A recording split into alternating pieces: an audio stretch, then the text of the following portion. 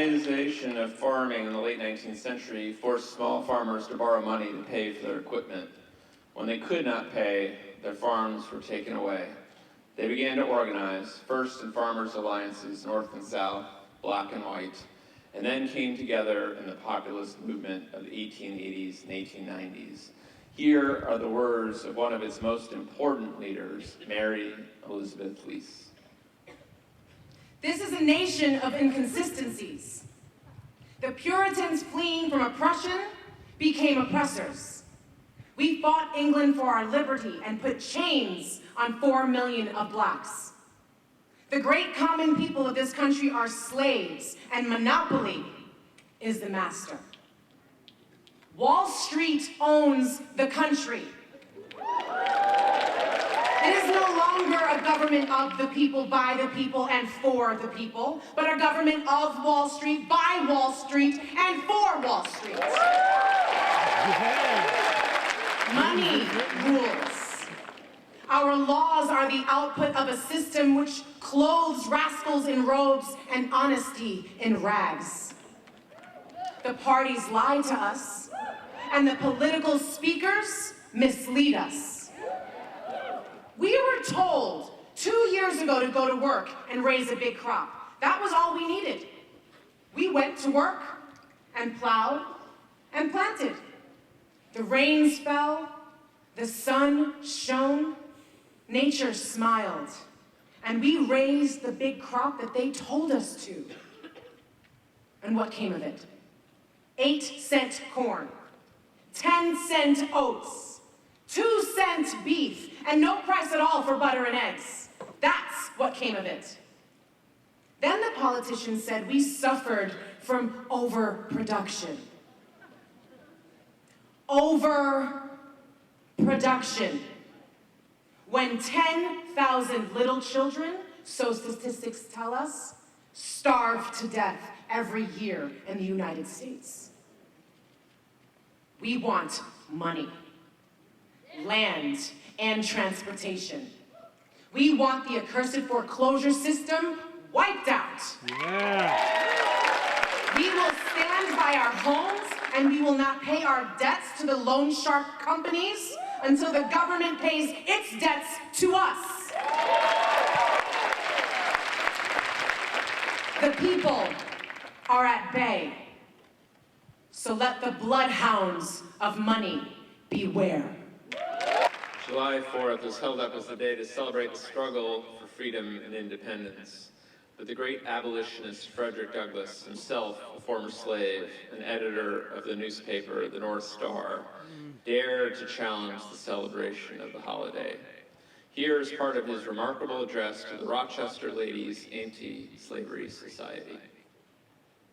Friends, fellow citizens, he who could address this audience without a quailing sensation has stronger nerves than I have. I do not remember ever to have appeared as a speaker before any assembly more shrinkingly, nor with greater distrust of my ability than I do this day. A feeling has crept over me quite unfavorable to the exercise of my limited powers of speech. The papers and placards say that I am to deliver a 4th of July oration. Fellow citizens, pardon me. Allow me to ask, what have I, or those I represent, to do with your national independence? Are the principles of political freedom and of natural justice embodied in that Declaration of Independence extended to us? Would to God, both for your sakes and ours, that an affirmative answer could be truthfully returned to that question. Then would my task be light, and my burden easy and delightful. But such is not the state of the case. I say it with a sad sense of the disparity between us. Your independence only reveals the immeasurable distance between us. The rich inheritance of justice, liberty, and prosperity bequeathed by your fathers is shared by you, not by me. The sunlight that brought light and healing to you has brought stripes and death to me. This 4th of July is yours. drag a man in fetters into the Hall of Liberty and call upon him to join you in joyous anthems is sacrilegious irony. Do you mean, citizens, to mock me by asking me to speak today? Had I the ability, I would pour out a fiery stream of biting ridicule, blasting reproach, withering sarcasm, and stern rebuke, for it is not light that is needed, but fire. It is not the gentle shower of thunder. We need the storm, the whirlwind, and the earthquake. The conscience of the nation must be roused. The hypocrisy of the nation must be exposed, and its crimes against God and man must be denounced. What to the American slave is your 4th of July? I answer, the day that reveals to him, more than all other days of the year, the gross injustice and cruelty to which he is the constant victim. To him, your celebration is a sham, your boasted liberty an unholy license, your rejoicing empty and heartless, your shouts of liberty and equality hollow mockery. Your prayers and hymns are to him mere bombast, fraud, impiety, and hypocrisy, a thin veil to cover up crimes which would disgrace a nation of savages. There is not a nation on the earth guilty of practices more shocking and bloody than are the people of the United States at this very hour. Go where you may, search where you will, roam through all the monarchies and despotisms of the old world, search out every abuse, and when you have found the last, lay your facts by the side of the everyday practices of this nation, and you will say with me that for revolting barbarity and shameless hypocrisy, America reigns without rival.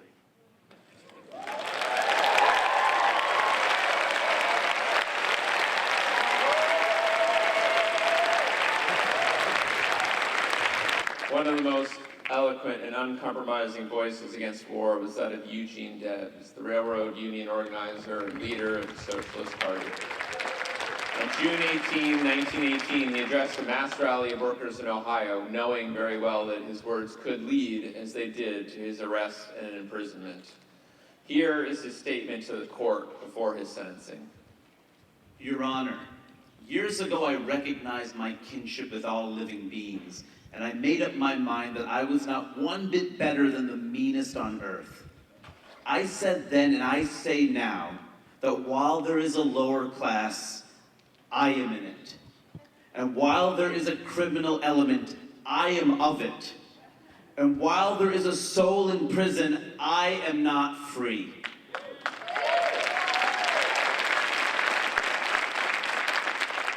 I am opposing a social order in which it is possible for one man who does absolutely nothing that is useful to amass a fortune of hundreds of millions of dollars, while millions of men and women who work all the days of their lives secure barely enough for a wretched existence. This order of things cannot always endure. I have registered my protest against it. I recognize the feebleness of my effort, but fortunately, I am not alone. There are multiplied thousands of others who, like myself, have come to realize that before we may truly enjoy the blessings of civilized life, we must reorganize society upon a mutual and cooperative basis. And to this end, we have organized a great economic and political movement that spreads over the face of all the earth. The time is coming, in spite of all opposition, all persecution, when this emancipating gospel will spread among all the peoples, and when this minority will become the triumphant majority and, sweeping into power, inaugurate the greatest social and economic change in history.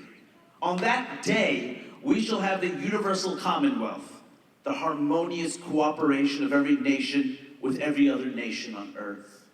Your Honor, I ask no mercy, and I plead for no immunity. I realize that, finally, right must prevail. I never so clearly comprehended as as now the great struggle between the powers of greed and exploitation on the one hand, and upon the other, the rising hosts of industrial freedom and social justice. I can see the dawn of the better day for humanity. The people are awakening. In due time, they will and must come to their own.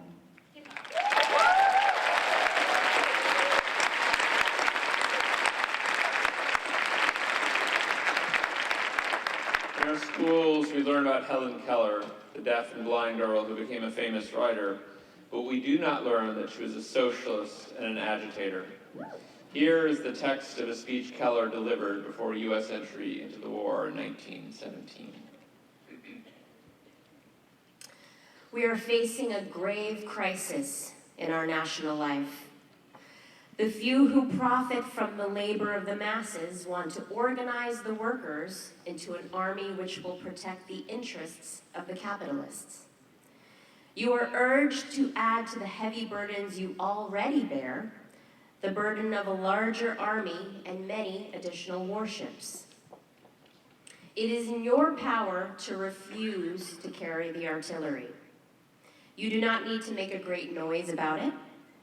With the silence and dignity of creators, you can end wars. All you need to do to bring about this stupendous revolution is to straighten up and fold your arms. Congress is not preparing to defend the people of the United States. It is planning to protect the capital of American speculators and investors in Mexico, South America, China, and the Philippines. Incidentally, this preparation will benefit the manufacturers of munitions and war machines. Every modern war has had its roots in exploitation. The Civil War was fought to decide whether the slaveholders of the South or the capitalists of the North should exploit the West. The Spanish-American War decided that the United States should exploit Cuba and the Philippines.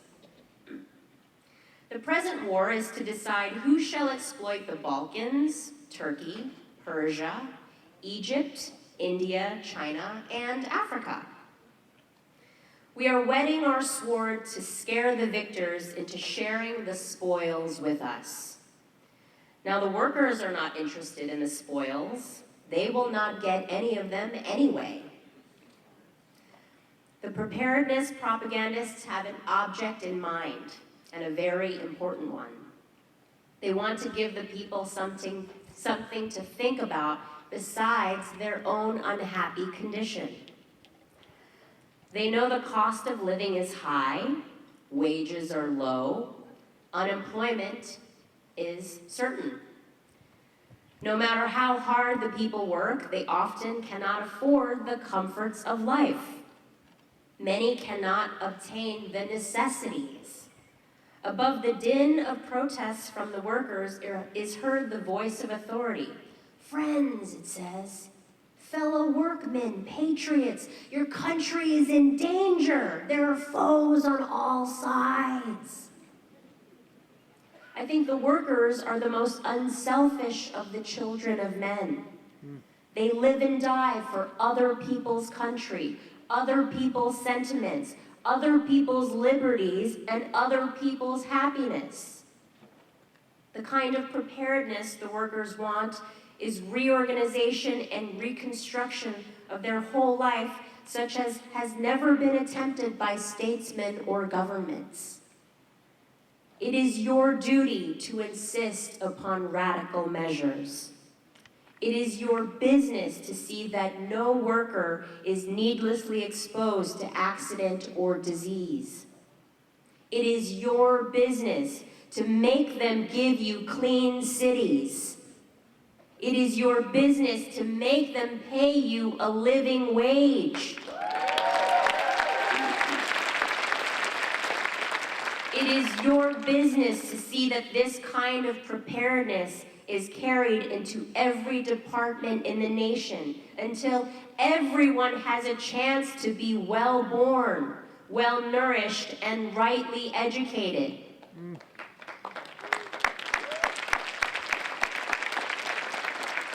Strike against war, for without you, no battle can be fought. Strike against preparedness that means death and misery to millions of human beings. Be not obedient slaves to an army of destruction. Be heroes in an army of construction. Here are the words of the great historian Howard Zinn, whose work inspired tonight's program. I start from the supposition that the world is topsy-turvy. Things are all wrong. The wrong people are in jail, and the wrong people are out of jail. The wrong people are in power, and the wrong people are out of power. That the wealth is distributed in this country and the world in such a way as not simply to require small reform, but to require a drastic reallocation of wealth. I start from the supposition that we don't have to say too much about this because all we have to do is think about the state of the world today and realize that things are all upside down. Daniel Berrigan is in jail. A Catholic priest, a poet who opposes the war, and J. Edgar Hoover is free. See? At Kent State University, 4 students were killed by the National Guard, and students were indicted. So we have to start from that supposition that things are really topsy-turvy. And our topic is topsy-turvy. Civil disobedience. As soon as you say the topic is civil disobedience, you are saying our problem is civil disobedience. That is not our problem. Our problem is civil obedience. Our problem is the numbers of people all over the world who have obeyed the dictates of the leaders of their governments and have gone to war, and millions have been killed because of this obedience. We have to transcend these national boundaries in our thinking. Nixon and Brezhnev have much more in common with one another than we have with Nixon. J. Edgar Hoover has far more in common with the head of the Soviet secret police than he has with us. That's why we're always surprised when they get together. They smile, they shake hands, they smoke cigars. They really like one another, no matter what they say. What we are trying to do, I assume, is really to get back to the principles and aims and spirit of the Declaration of Independence. This spirit is resistance to illegitimate authority and to forces that deprive people of their life and liberty and right to pursue happiness. And therefore, under these conditions, it urges the right to alter or abolish their current form of government. And the stress had been on abolish. But to establish the principles of Declaration of Independence, we are going to need to go outside the law. My hope is that this kind of spirit will take place not just in this country, but in other countries, because they need it. People in all countries need the spirit of disobedience to the state. And we need kind of a declaration of interdependence among people in all countries of the world who are striving for the same thing. Gave this speech in San Francisco in the period leading up to the outbreak of the First World War. What is patriotism? Is it love of one's birthplace, the place of childhood's recollections and hopes, dreams and aspirations? Patriotism, sir, is the last resort of scoundrels, said Dr. Johnson.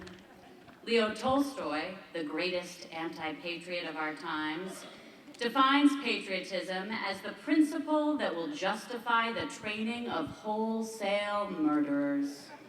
A trade that requires better equipment for the exercise of man-killing than the making of such necessities of life as shoes, clothing, and houses. A trade that guarantees better returns and greater glory than that of average working men. Indeed, conceit, arrogance, and egotism are the essentials of patriotism. Let me illustrate. Patriotism assumes that our globe is divided into little spots, each one surrounded by an iron gate. Those who have the fortune of being born on some particular spot consider themselves better, nobler, grander, more intelligent than the living beings inhabiting any other spot. It is, therefore, the duty of everyone living on that chosen spot to fight, kill, and die in the attempt to impose his superiority upon all the others. The inhabitants of the other spots reason in like manner, of course, with the result that, from early infancy, the mind of the child is poisoned with the blood-curdling stories about the Germans, the French, the Italians, the Russians.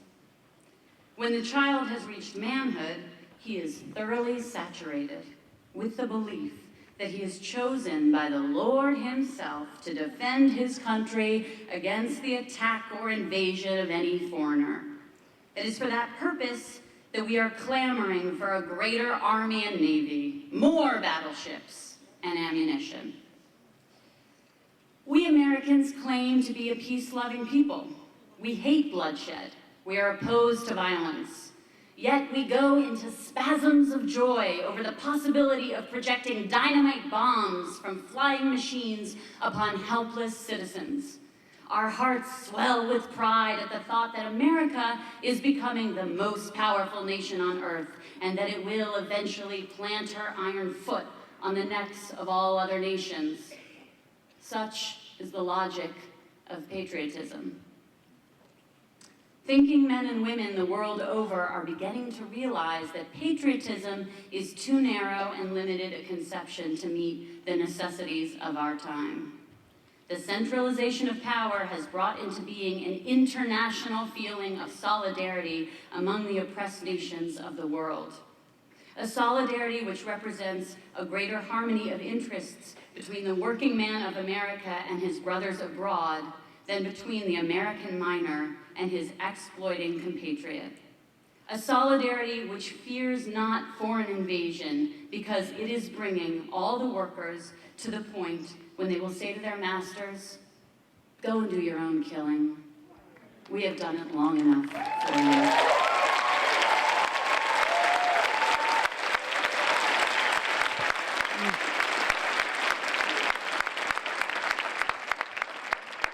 Mary Harris, Mother Jones, was born in Ireland and moved to the U.S. at age 5. She became active in the labor movement in 1867. A dynamic public speaker, she diligently traveled the country in support of the labor movement in the early 20th century. She delivered this speech to a large audience in the courthouse square of Charleston, West Virginia in 1912. This great gathering that is here tonight signals there is a disease in the state that must be wiped out. The people have suffered from that disease patiently. They have borne insults, oppression, outrages. They appeal to their chief executive. They appeal to the courts. They appeal to the attorney general, and in every case, they were turned down. They were ignored. The people must not be listened to. The corporations must get a hearing.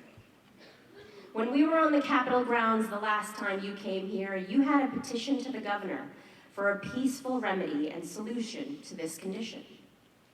The mine owners, the bankers, the plunderers of the state went in on the side door and got a hearing, and you didn't. In the name of God, what do any of those men know about your troubles up on Cabin Creek and Paint Creek? Do you see the direct insult offered by your officials to your intelligence? Now then, go with me up to those creeks and see the bloodhounds of the mine owners, approved of by your public officials. I went up there and they followed me like hounds. But someday I will follow them. When I see them go to hell, I will get the coal and pile it up on them. Men and women stand together, find out the seed of the disease and pull it up by its roots. Take possession of that State House. That ground is yours. You built that State House, didn't you? You pay the public officials, don't you? You paid for that ground, didn't you? Then who does it belong to? Then why did the militia chase you off? Now I want to say this.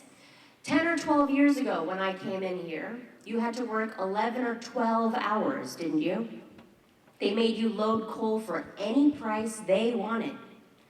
We brought on a fight and got twice that for loading coal. We reduced the hours to 9. Up there on Paint Creek and Cabin Creek, you obeyed the laws of that time. You had a good union at that time, but you have done in industrial unions as they do elsewhere. You elect the man that wants the glory instead of the man that will work for you. I want to tell you where you're going to organize West Virginia. I'm going to stay in here until you have good officers. And you will have no officer that will get a detective from the sheriff to go up to Paint Creek with him. By God's, you won't. I don't do anything behind anybody's back. What I do openly, straight above board. I have knocked down your officers before, and I will knock them down again.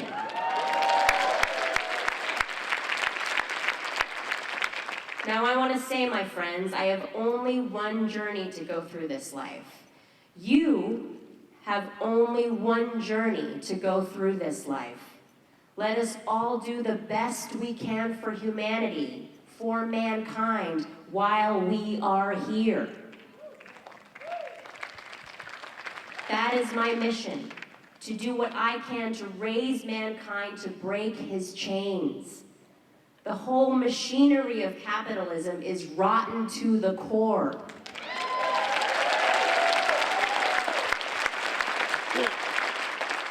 This meeting tonight indicates a milestone of progress of the miners and the workers of the state of West Virginia. You will not be serfs.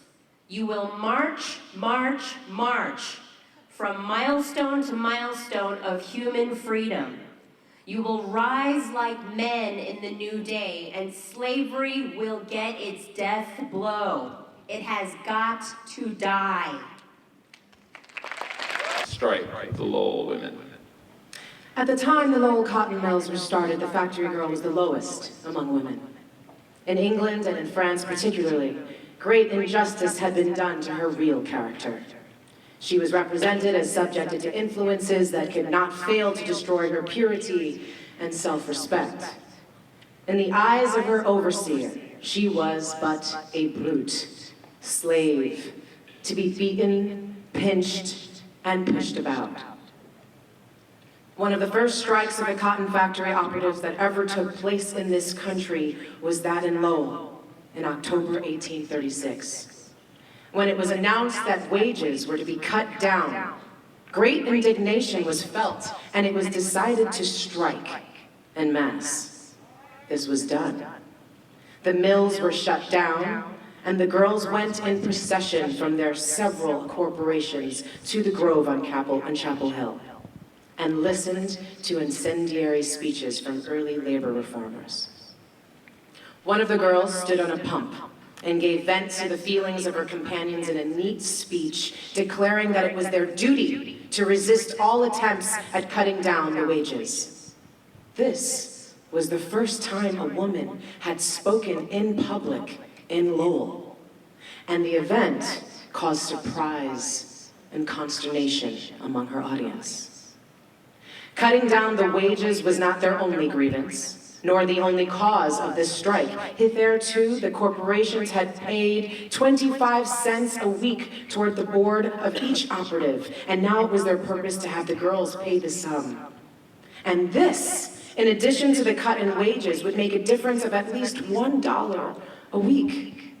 It was estimated that as many as 1,200 or 1,500 girls turned out and walked in procession through the streets.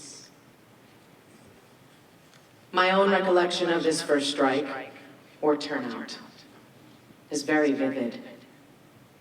I worked in a lower room where I had heard the proposed strike fully, if not vehemently, discussed. I had been an ardent listener to what was said against this attempt at oppression on the part of the corporation, and naturally, I took side with the strikers. When the day came on which the girls were to turn out, those in the upper room started first, and so many of them left that our mill was at once shut down.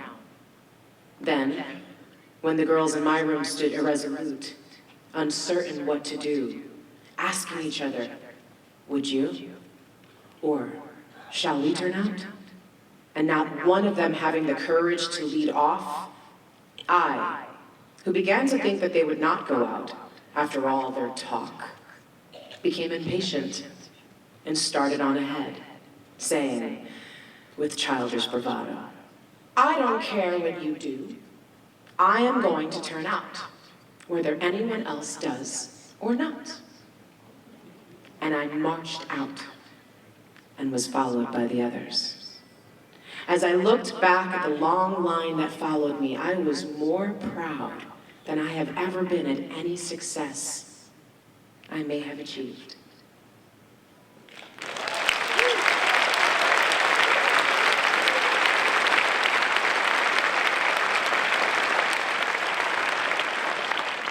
In 1848, a historic assembly of women gathered in Seneca Falls, New York, the home of Elizabeth Cady Stanton, and helped launch the women's suffrage movement. Here is part of their declaration. We hold these truths to be self-evident, that all men and women are created equal, that they are endowed by their Creator with certain inalienable rights, that among these are life, liberty, and the pursuit of happiness. The history of mankind is a history of repeated injuries and usurpations on the part of man toward woman, having in direct object the establishment of an absolute tyranny over her. To prove this, let facts be submitted to a candid world. He has never permitted her to exercise her inalienable right to the elective franchise. He has compelled her to submit to laws in the formation of which she had no voice. He has made her, if married, in the eye of the law, civilly dead. He has taken from her all right in property, even to the wages she earns. He has monopolized nearly all profitable employments, and from those she is permitted to follow, she receives but a scanty remuneration. He closes against her all the avenues to wealth and distinction which he considers most honorable to himself. As a teacher of theology, medicine, or law, she is not known. He has denied her the facilities for obtaining a thorough education, all colleges being closed against her. He has endeavored, in every way that he could, to destroy her confidence in her own powers, to lessen her self-respect, and to make her willing to lead a dependent and abject life. Now, in view of this entire disenfranchisement of one half the people of this country, their social and religious degradation, in view of the unjust laws above mentioned, and because women do feel themselves aggrieved, oppressed, and fraudulently deprived of their most sacred rights, we insist that they have immediate admission to all the rights and privileges which belong to them as citizens of the United States. In entering upon the great work before us, we anticipate no small amount of misconception, misrepresentation, and ridicule. But we shall use every instrumentality within our power to effect our object. The labor troubadour Joe Hill was executed by the state of Utah on November 19, 1915. 5 years earlier, while working on the docks in California, Hill met members of the industrial workers of the world and became an active wobbly. Soon, his humorous and biting political songs were being sung on picket lines around the country. From his jail cell in Utah, Hill wrote to Big Bill Haywood in a telegram, "Don't waste time mourning, organize," a line that became a slogan of the U.S. labor movement. And on the eve of his execution, Hill penned these words: My will is easy to decide, for there is nothing to divide. My kin don't need to fuss and moan. Moss does not cling to rolling stone. My body, oh, if I could choose, I would want to ashes it reduce, and let the merry breezes blow my dust to where some flowers grow. Perhaps some fading flower then would come to life and bloom again. This is my last and final will. Good luck to all of you. Joe Hill. In the mid-1930s, a wave of sit-down strikes spread across the country. One of the most important of these took place in the auto factories of Flint, Michigan in 1937. Workers in Flint held out for weeks and won a major victory against General Motors, which was forced to recognize the UAW as the sole bargaining representative of workers in its plants. Here, Janora Johnson-Dollinger describes the role of women in that fight. When you worked in the auto factory, no one cared about what your name was.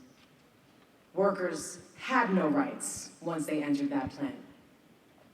If a foreman didn't like the way you parted your hair, or whatever he didn't like about you, he could fire you. No recourse, no nothing. At first, when these workers were approached to join the union, they were afraid they might lose this job. When workers started talking about organizing, management hired lip readers to watch the men talk to each other. Combined with the poor living conditions, lack of food, lack of proper medical attention, and everything else, the auto workers came to the conclusion that there was no way they could ever escape any of this without joining a union. We held meetings in garages and in basements, secret meetings, so that people wouldn't get caught and beaten up. The first sit-down was on December 30th. The workers were at the point where they had just had enough, and they sat down. That took real guts. The company decided they had to break the strike. The company police and city police started shooting. At first, they were shooting tear gas inside the plant. Then they decided to shoot this huge mass of picketers in front of the plant. The police were using rifles, buckshot, fire bombs, and tear gas canisters. It was a shock. We thought that the company would try to freeze us out or do something, but not open fire in the middle of the city. When the police misfired, tear gas and bullets went over our heads into the crowds that came out to watch. Workers overturned police cars to make barricades. They ran to pick up the firebombs thrown at them and hurl them back at the police. The men wanted to get me out of the way. You know, that old protect the women and children business. I told them, get away from me. I called to the police, cowards! Cowards! Shooting into the bellies of unarmed men and firing at the mothers of children? Then everything became quiet.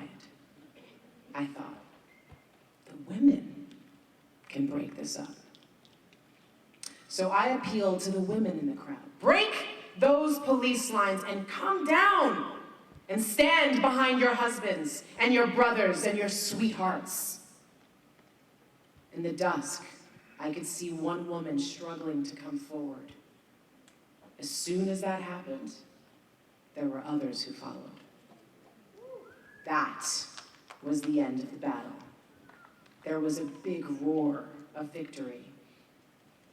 Following the strike, the auto worker became a different human being. The women that had participated actively became a different kind of woman. a different type from any we had ever known before anywhere in the labor movement, and certainly not in the city of Flint.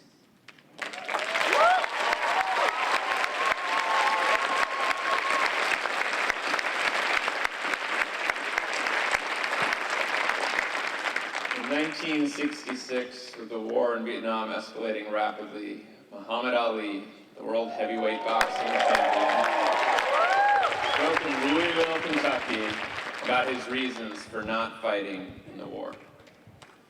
Why should they ask me to put on a uniform and go 10,000 miles from home and drop bombs and bullets on brown people in Vietnam, while so-called Negroes in Louisville are treated like dogs and denied simple human rights?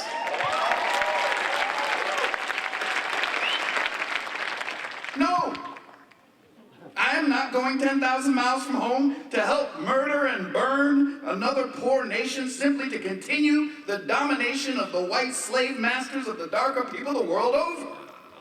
This is the day when such evils must come to an end.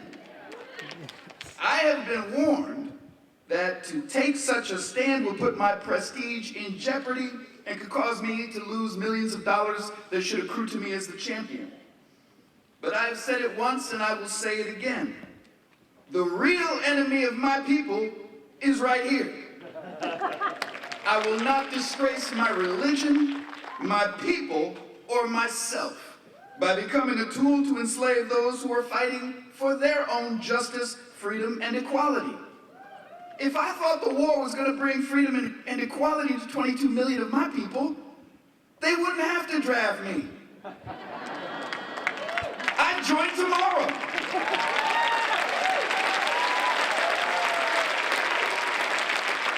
But I either have to obey the laws of the land or the laws of Allah. I have nothing to lose by standing up for my beliefs. So I'll go to jail. We've been in jail for 400 years.